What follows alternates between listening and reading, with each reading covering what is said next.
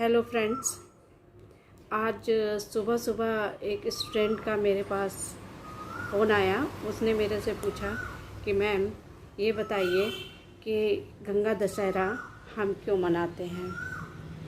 तो मैंने कहा ठीक है बताऊंगी। तो मैंने इसी सापेक्ष भी ये वीडियो बनाया है। तो सनातन धर्म को मानने वाले लोगों के कई एक मान्यताएं हैं, विचारधाराएं हैं, अलग अलग कहानियां हैं। तो उन्हीं में से एक कहानी मैं आपको बता रही हूँ कि दशहरा क्यों मनाते हैं। तो बच्चों, ये ज्येष्ठ मास की 10वीं तिथि को शुक्ल पक्ष में पड़ता है, जो आज है। आज हम लोग गंगा जी पर जाके गंगा स्नान करते हैं और गंगा पूजन करते हैं, अर्चना करते हैं और आरती करते हैं। कामना करते हैं कि हमारे पापों को गंगा मैया कम कर दे, समाप्त कर दे और खुशहाल ज़िंदगी हमारी हो जाए।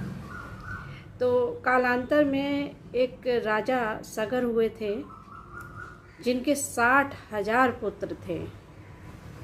यानी कि जो राजा होता है उसके राज्य में जितने भी लोग होते हैं वो पुत्र के ही समान होते हैं। 60,000 पुत्र होते होंगे। अब इसमें हम क्या कहें, तो ये पुराणों में कहानी दे रखी है। तो उन्होंने क्या किया, वो अपने को सम्राट राजा, प्रतापी राजा कहते थे। तो उन्होंने अपना 100वां अश्वमेध यज्ञ करने के लिए एक घोड़े को छोड़ा। अश्वमेध यज्ञ में होता ये है कि राजा एक घोड़े को छोड़ता है और वो घोड़ा सभी राज्यों में घूमता हुआ वापस आता है। अगर उस घोड़े को कोई भी राजा बंदी बना लेता है, पकड़ लेता है, तो उससे युद्ध होता है और उसको परास्त कर दिया जाता है। तो यही कारण था कि इंद्र को ये लगा कि ऐसा ना हो कि मेरा राज्य छिन जाए। तो उन्होंने उस घोड़े को पकड़ लिया और छिपाने के लिए उन्होंने कपिल मुनि के आश्रम पे उसको बांध दिया। और ये बात बच्चों कपिल मुनि को नहीं मालूम थी, क्योंकि वो तपस्या लीन थे, ध्यान में थे कि इंद्रदेव ने क्या किया है। खैर, बहुत समय व्यतीत हो गया।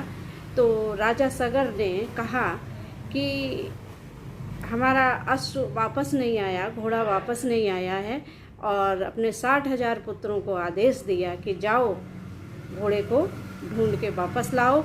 अगर किसी ने उसको बंदी बना लिया है तो उस राजा को परास्त करके वापस लौटना।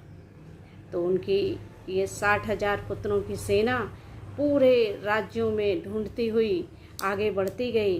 उन्होंने देखा कपिल मुनि के आश्रम में वो घोड़ा बंधा हुआ है, बंदी बना हुआ है। तो इसको देख करके 60,000 पुत्रों को इतना तेज गुस्सा आया कि अच्छा, एक बाबा होके, एक मुनि होके, एक महाराज होकर के घोड़े को बंदी बना रखा है, इतना लालची बाबा। इस तरह से क्रोधित होकर के उन लोगों ने कपिल मुनि को बहुत ज़्यादा उल्टा सीधा कहा, अपमानित किया। तो इस अपमान को कपिल मुनि सह नहीं पाए और उन्होंने आग्नि श्राप दे दिया। आग्नि श्राप यानी कि अग्नि। उन्होंने जितने 60,000 पुत्र थे सबको भस्म कर दिया। उसी पल सब खत्म हो गए, जल के राख हो गए।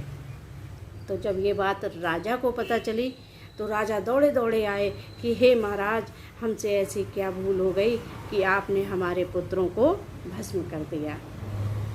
तो उन्होंने सारी बात बताई कि हमने तो भाई बंदी नहीं बनाया था, लेकिन आपके ये जो पुत्र थे वो अभद्रता कर रहे थे, हमको अपमानित कर रहे थे, इसलिए हमने श्राप दे दिया। अब श्राप तो वापस नहीं हो सकता, हाँ, लेकिन एक काम हो सकता है कि आपके ही कुल का व्यक्ति अगर कोई तपस्या करे तो और स्वर्ग से गंगा जी को ले आए, तो वो इस पूर्वजों की ये जो मरे हैं जल के उनका उद्धार हो सकता है, मुक्ति मिल सकती है।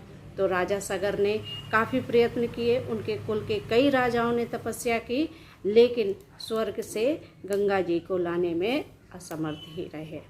तीसरी पीढ़ी में राजा भगीरथ हुए। जब भगीरथ को ये बात पता चली तो भगीरथ ने ये प्रण लिया कि मैं तपस्या करूँगा और ब्रह्मा जी को प्रसन्न करूँगा, अपने पूर्वजों का उद्धार मैं स्वयं करूँगा। तो उन्होंने क्या किया, घोर तपस्या की, एक पैर पर कई वर्षों तक खड़े रहे और आखिर में ब्रह्मा जी उनकी तपस्या से प्रसन्न हो गए और उन्होंने कहा कि हे भगीरथ, गंगा जी का वेग बहुत ज़्यादा है और तुम शिव जी को मना लो, शिव जी गंगा जी को धारण कर लें और जितनी आवश्यकता हो उतनी पृथ्वी पर धारा जाए, नहीं तो पूरी पृथ्वी जलमग्न हो जाएगी। तब भगीरथ ने शिव जी की उपासना की, शिव जी को प्रसन्न किया। शिव जी भी तैयार हो गए कि ठीक है, मैं उनके वेग को धारण कर लूँगा। तो उन्होंने धारण किया। तो भगीरथ गंगोत्री पर तपस्या की होगी, क्योंकि गंगा का गंगोत्री से ही उद्गम हुआ है, तो वहाँ से गंगा जी निकली।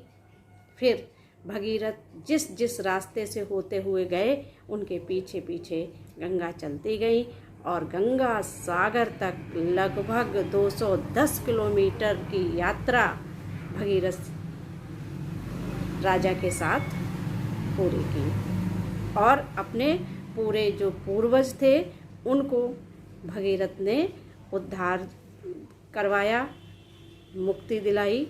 तो इसी कारण हम सब सनातन धर्म को मानने वाले जितने भी लोग हैं, गंगा को एक पवित्र नदी, माँ के समान मानते हैं और आज के दिन हम लोग गंगा स्नान करते हैं, पूजा करते हैं, अर्चना करते हैं, वंदना करते हैं और कामना करते हैं कि जिस प्रकार आपने हमारे भगीरथ के कुल के 60,000 पुत्रों का उद्धार किया, उनको मुक्ति दी, उनके पापों को धोया, उसी प्रकार आप हम सब के पापों को धोते रहें और हमें स्वस्थ और अच्छा बनाए रखें।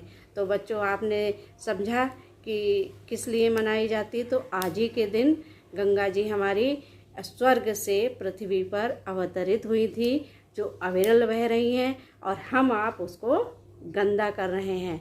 तो हम वॉरियर्स हैं, हम लोगों को गंगा को गंदा नहीं करना है। कोई भी नदी हो, गंगा जी ही नहीं, कोई भी नदी हो, तालाब हो, झील हो, नहर हो, किसी को गंदगी और प्रदूषित नहीं करना है और दूसरों को भी ये समझाना है।